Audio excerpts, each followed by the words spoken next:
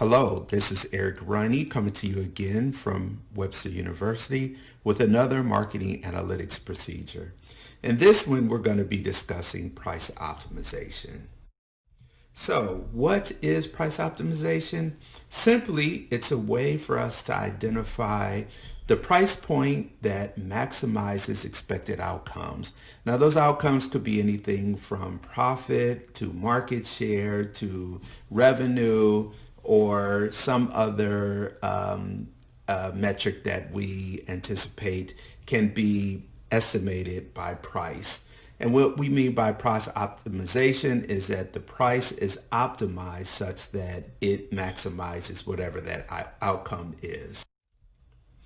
So if we think about pricing and the way pricing is normally determined or traditionally determined, there are really three primary ways that we determine price. One is cost plus pricing. And cost plus pricing is simply where we have our offering, in this case, a hamburger, and it costs us $1.73 to make. And what we do is we say we're going to add $4 or some amount to that cost, and then that gives us our ultimate price. So $4 plus $1.73 gives us a price point of $5.73. This is a really simple way of coming up with a price point.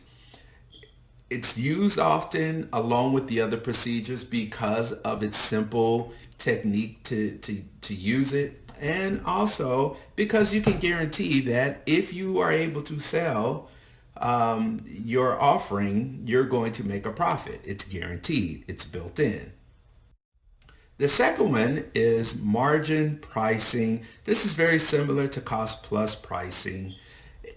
You take your cost, in this case $1.73 again, and we're going to add some markup, 60% in this case. And what we do is we say, okay, $1.73 times 60%, that gives us our markup points. We add that to $1.73, and in this case, we come up to a price point of $2.77. Again, relatively easy to do. You do see a lot of companies that use some type of marginal pricing as one of their primary metrics. Why? Well, it's easy to measure. It's easy to see if you should sell a product or not. If you can't meet that marginal price, or if it doesn't get to that marginal price, then you know you don't want to sell it. You move on to something else. The third traditional pricing determination is competitive parity. Now in this case, what we do is we have our hamburger. It costs $1.73. But instead of looking at our costs, basically what we do is we look to our competitors and we look to see if they have a product that's similar to ours, and we price ours relatively close to what they price theirs. So if competitors' prices are at $4, guess what? We price ours at $4. And again, very simple. This one is used often for people who are new into the market, especially if it's a market that's already mature. It's a way for you to not rock the boat as far as competitors. Again, as long as the price is above the cost, you're able to sell at that price, you should make a profit. Now, what is the problem with all three of these traditional pricing determinations? They're missing one key thing: the market value. This is the value that the market is willing to pay for your offering. What if they're willing to pay $15 for your hamburger because you use fresher ingredients? Maybe your beef is higher quality. Maybe your chef is better. Maybe it's just a better tasting burger. But you're selling it at the competitive parity point of $4. How much are you leaving on the table? $11. That's a lot of money per hamburger. The same thing could be said about cost plus pricing as well as the markup. Again, while they can guarantee that you're profitable, It doesn't mean that you're optimizing the price and actually capturing the value that the market is placing on your offering. So what we want to make sure we're doing is that we are making a profit, and not only making a profit, but that we're maximizing that profit. We're trying to get as close to the point that the market is willing to pay in relationship to our product, but also looking at how that impacts demand. Ultimately, profit maximization or revenue maximization should be our focus, and not just if we're profitable or not. One of the ways we can do this is by doing a demand estimation model.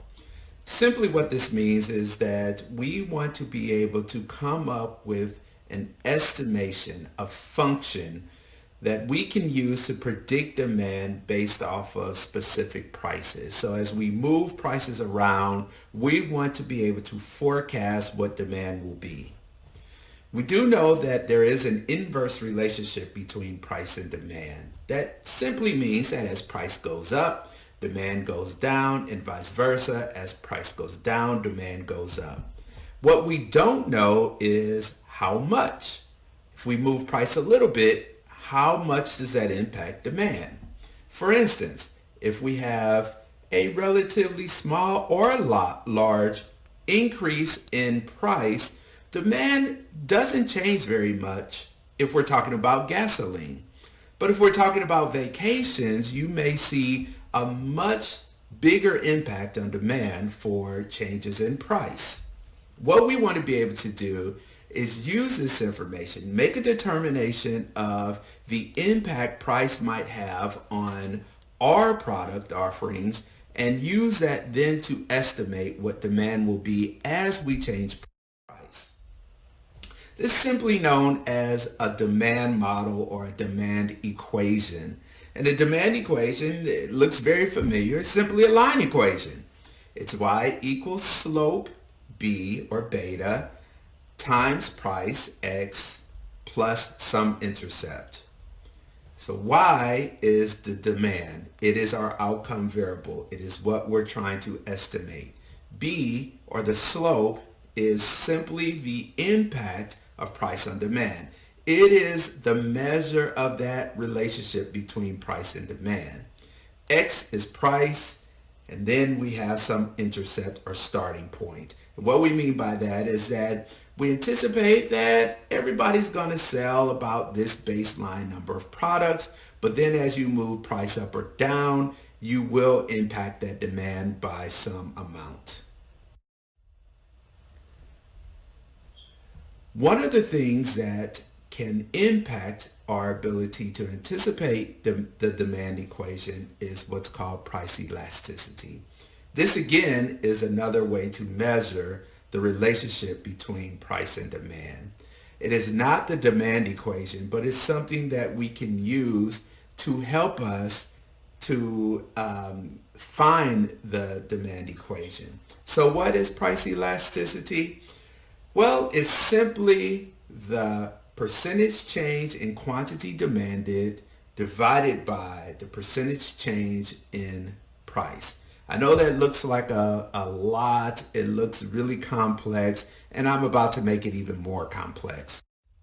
So if we look at how we calculate price elasticity of demand, we see that we have in our numerator another fraction, and it's simply looking at the demand, the quantity that we get at a particular price point. So we're looking at quantity 1 and quantity 0. So at 0, we expect to sell this amount at P0, which is price 0. So at this price, we anticipate selling this amount.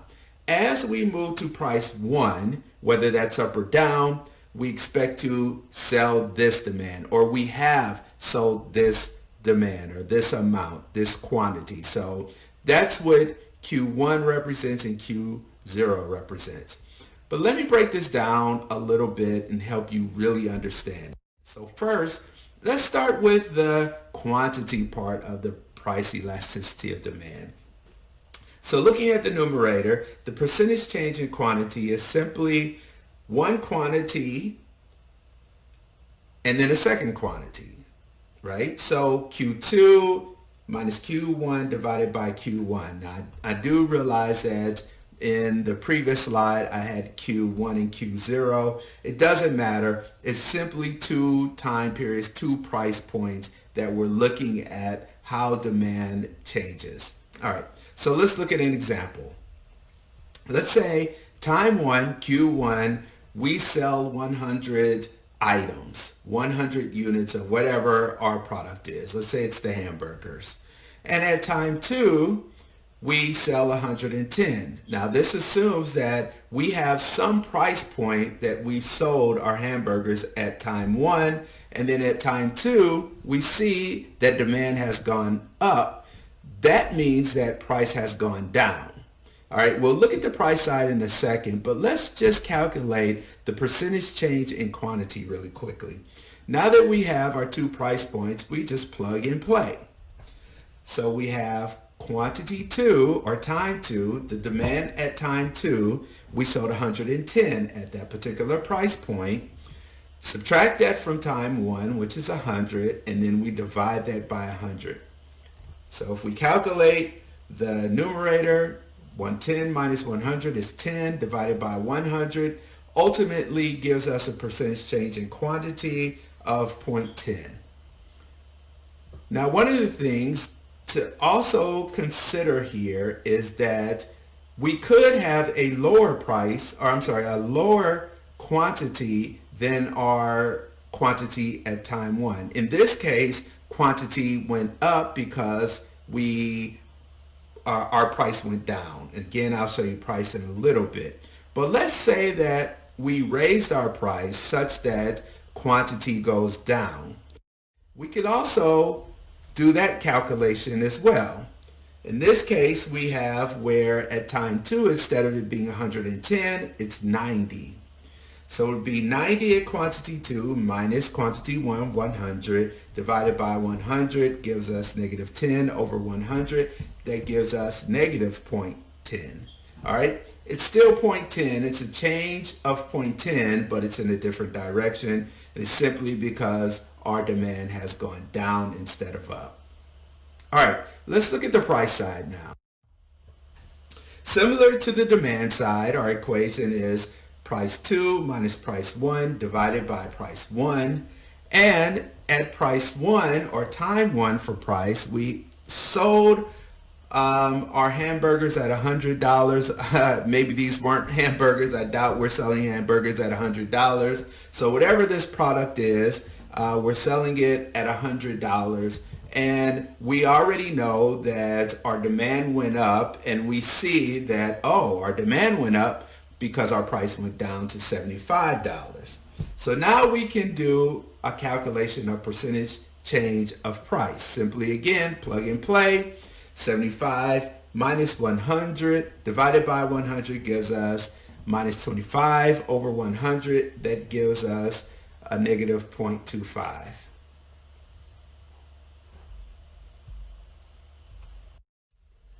Now we can actually calculate price elasticity of demand. If you remember, percentage change in quantity was 0.10 and percentage change in price was negative 0.25. This gives us a price elasticity of demand of negative 0.40. Now, we normally wouldn't say negative 0.40 because we know price elasticity of demand is an inverse relationship. And so we would just disregard the negative and say price elasticity of demand is 0.40. What does this mean for us? Well, price elasticity of demand simply states that a change in demand would result for every 1 percentage change in price. In this case, a 1 percentage change in price would result in a 0.4 percentage change in demand. As price goes down by 1% change, then we expect demand to go up by 0.4% and vice versa. Okay, now that we've done these and I've explained this to you, I'm actually going to go over into Excel and we're going to get into the analytical technique of creating a demand curve that we can use in order to do our analytical procedure of price optimization. So I've gone over to Excel and I've inputted the demand and the price that we started off with in my example over in the PowerPoint slides. We have at price one, $100. We had a demand of 100 units. Then at price point two, it was $75. And we have a demand of 110 units sold at $75. All right. So again, ultimately what we want to do is come up with a demand equation that we can use in order to solve or optimize our price in order to maximize our profit. So we want to come up with profit. The way we come up with profit is that we have to have certain variables. We have to have a price variable. We also have to have a cost variable. And then we also have to have demand. And at that point, we can determine what price is. So I'm just going to type in here unit cost and unit price. And we want to demand at that particular price. And then we can anticipate. Okay, what I'll do is, just to simplify this, let's come up with unit profit. All right, and then demand, and then we can come up with the total profit. All right, and let's just add in, just for the sake of making this look a little bit better. Okay, so one of the things that we know is profit, unit profit is price minus cost. So I'm just going to add that in right here. Equals price minus cost. All right, it's 0 right now. That's fine. Just to have a number in here, I'm just going to start off with this arbitrary number of $1 in here. And let's just format all of these because all of these are going to be in units of dollars, not demand though. Okay. And so it's total profit. Now, total profit is going to be demand, whatever our demand is, times our unit profit. So however many of these units we sell at this profit, that gives us our total profit. All right, so what we want to do is we want to figure out what the demand is and then figure out what, if we change our price, what our demand will be, how that will impact our profit, and then ultimately our overall profit. And let's just assume whatever this product is, it cost us, let's say $30 to make. All right, that way we at least have we have all our variables. So your costs will be given. You should be able to calculate your costs or know what your costs are for the unit. And then ultimately you need to sell this at some particular price above. Right now at price 1 and price 2, we are selling those above the cost. So if we were to put $100 in here, then we know that our unit profit is $70. Okay. Now, how do we come up with this demand estimation, this line equation? Well, since we have 2 price points, what we can do is we can estimate a line equation using a scatter plot. All right, so one of the wonderful features in Excel is that you can do a scatter plot. I'm just going to highlight what I want to do as a scatter plot, and just click on here. And now we have our demand, and this is whatever the product is, this is demand. So we see here that at $75, we have demand of 110, and at $100, we have demand of 100. Now, we want to get an estimation here. So if you add a trend line, all right, all I did, let's go back really quickly. All I did was just did a right mouse click on the dots, and it pulled up this little pull down menu, and I went to actually insert trend line would have been what I would have done originally. It pulls up this and it allows you to choose. Now in this case we want a linear. Some of the things we want to add to this is the equation. Look at that there. We can add an equation, and we can actually add an R squared. All right, we can close this, and there you go. This right here is our line equation that runs between these 2 points. All right, this is the estimation of the relationship between these 2 points. We have our slope, we have our x, and we have our intercept of y. This is what we're going to actually put over here. All right, so I'm going to type this in. We're going to say equals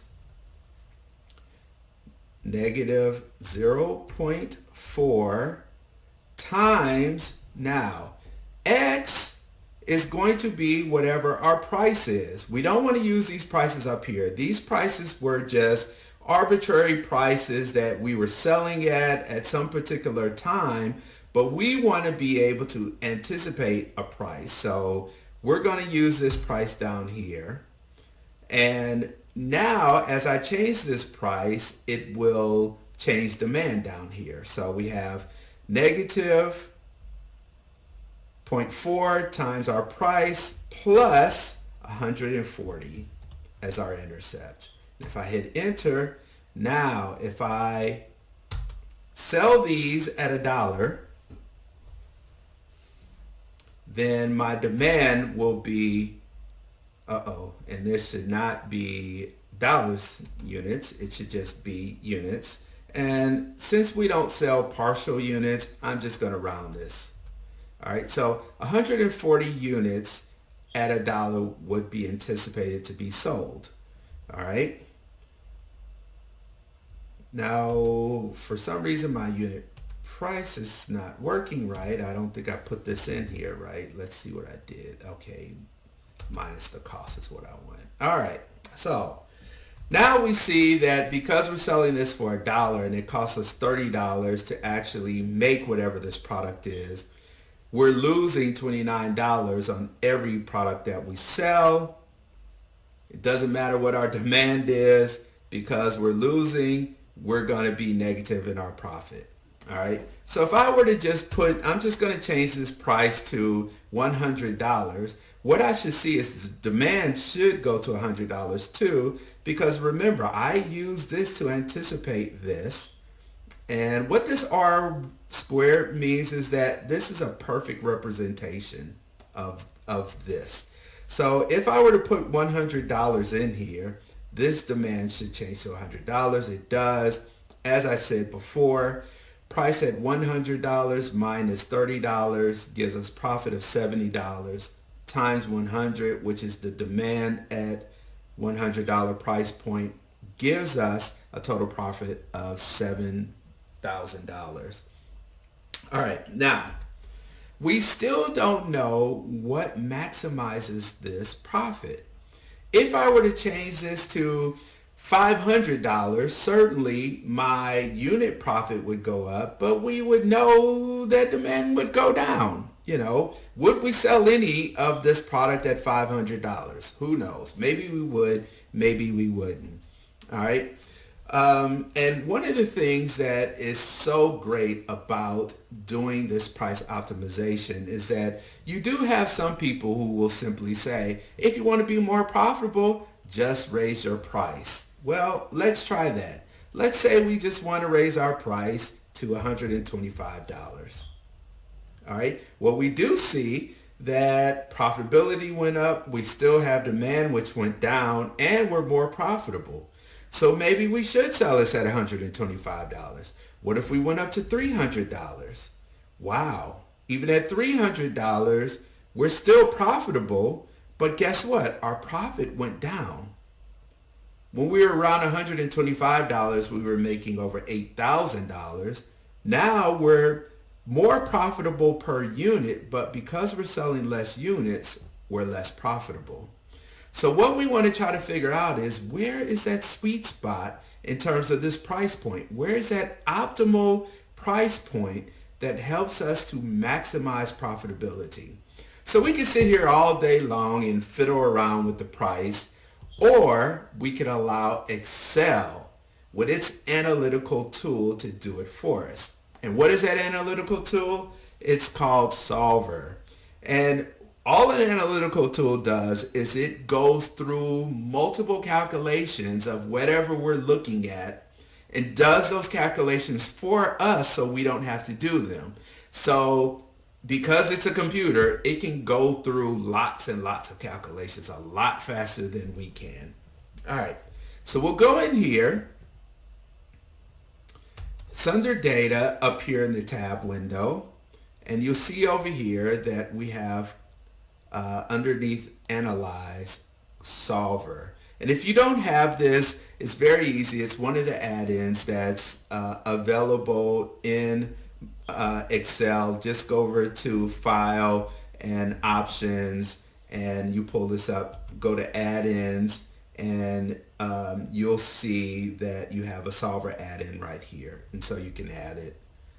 You may have to close it and reopen it, but you'll see Solver on your as one of your options under Analyze. Okay, so we're going to go in here. Okay, we're going to go in here and really quickly let's get rid of some of this stuff because I've been using this before, and oh, okay, so it's not going to let me until I do this. All right, so what is it that we're trying to do? What is our objective in this particular procedure? We're trying to maximize profit. So that's going to be our set objective. So I'm going to highlight this cell, put it in here.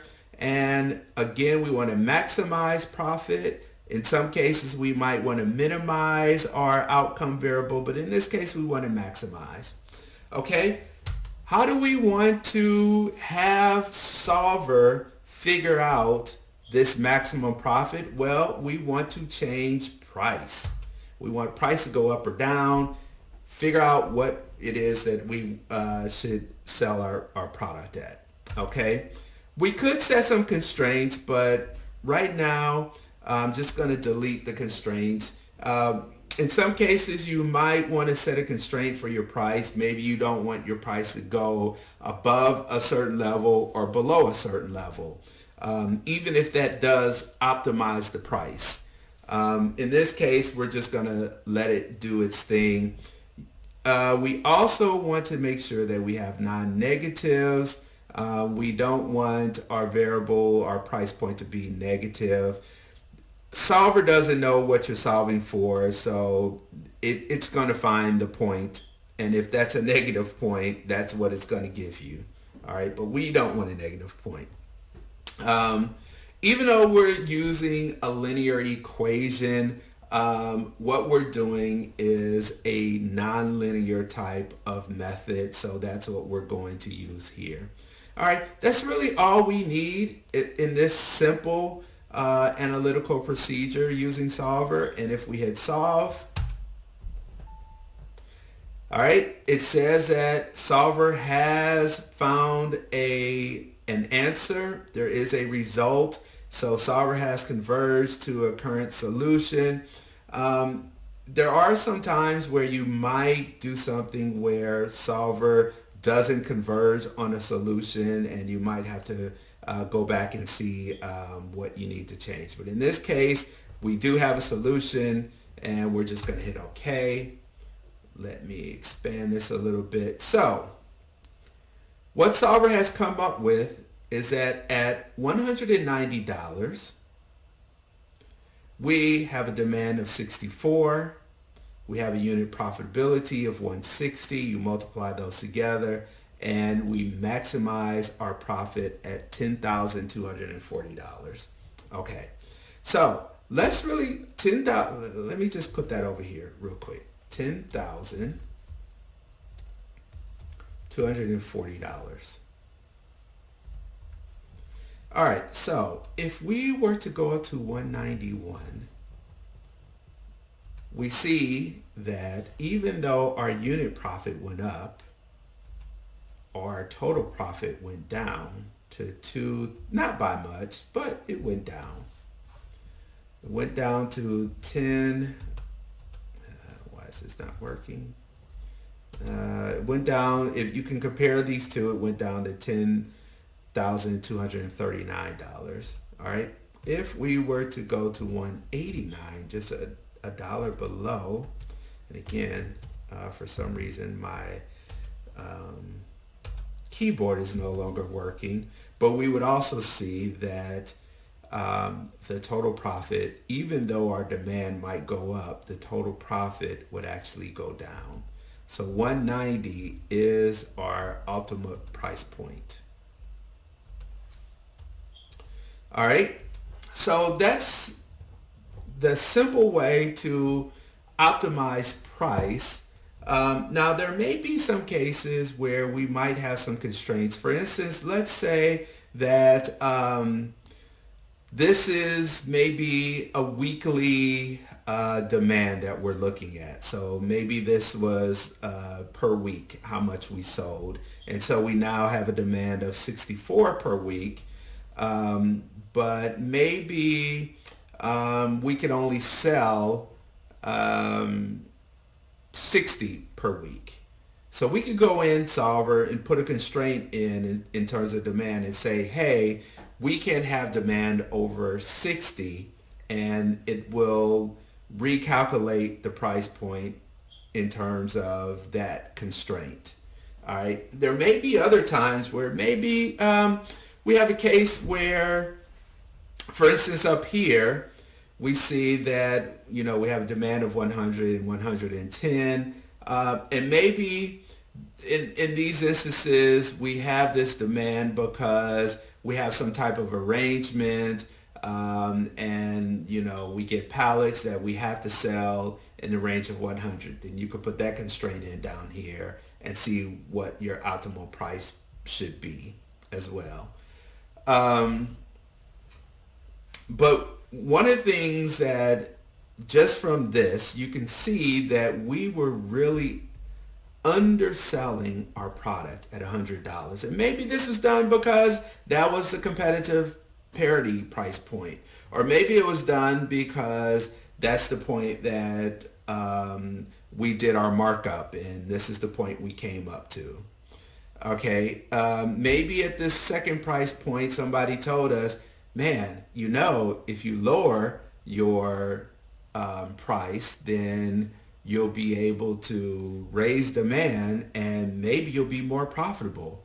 Or if we switch these around, somebody could have said, if you raise your price from $75 to $100, you'll be more profitable. That's $25 difference. And I know there are a number of people who will buy your product at $100. Well, yeah, that's true. And we know that if we were to put $100 in here, what the demand will be. Let's see if so if we put $100 in here, the demand will be 100 and that gives us $7,000. So we're leaving over $3,000 on the table selling at this price point. So that gives you an idea of how to use price optimization. Again, my name is Eric Riney from Webster University. You can contact me at my email information. You can also contact me on Twitter or LinkedIn, and certainly you can find me on YouTube. Join me for another one of my marketing analytics videos. There are more to come, and if you like this one, hit the like button, and you can also join my page. Take care, and I'll see you soon.